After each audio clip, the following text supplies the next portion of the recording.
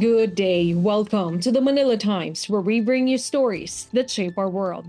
Today is August 21st. Our top story: former President Rodrigo Duterte renewed his request to the International Criminal Court, or ICC, for his interim release to an undisclosed country. The request was filed by Duterte's lawyer, Nicholas Kaufman. It stated that the unnamed country or state was willing to accept Duterte on its territory under conditions set by the court.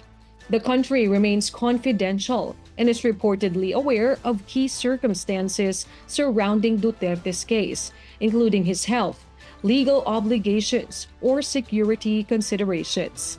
Duterte is on trial on charges of crimes against humanity for his controversial anti-drug campaign.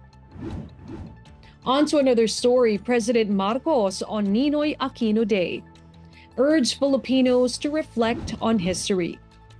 The commemoration, he says, achieves meaning when the lessons of the past are reflected in our actions.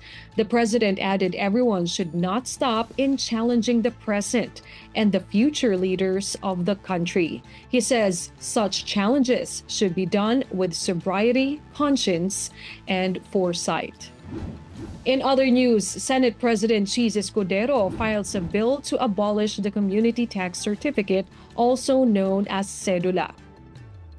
The measure is a significant move reflecting a shift away from colonial-era practices. The cedula was established initially as a residence tax during the Spanish colonial period and served as an obligatory identification document for Filipinos. In other developments, administrative and criminal charges will be filed against DPWH officials involved in bogus flood control projects in Bulacan. Public Works Secretary Manuel Bonoan says he has already ordered the removal of DPWH engineering officials who were supposed to implement the flood control projects in Bulacan and elsewhere in the country. He says if the investigation revealed that public officials are involved in the alleged anomalies, charges will be filed, regardless of the personalities involved.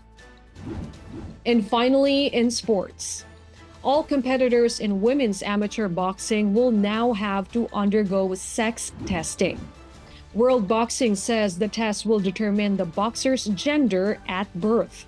This will be implemented ahead of the World Boxing Championships in England this September. World Boxing is the governing body for Olympic-style boxing. The organization says it respects the dignity of all individuals, but in a combat sport like boxing, it stressed it has a duty to deliver safety and competitive fairness. That's all for now on the Manila Times Newscast. For more news and information, read the Manila Times on print and watch the Manila Times News Prime tonight with Michael Ang at 6. Follow us on Facebook, Instagram, X, TikTok, and LinkedIn, and be part of our communities on Viber, Telegram, WhatsApp, and Mastodon.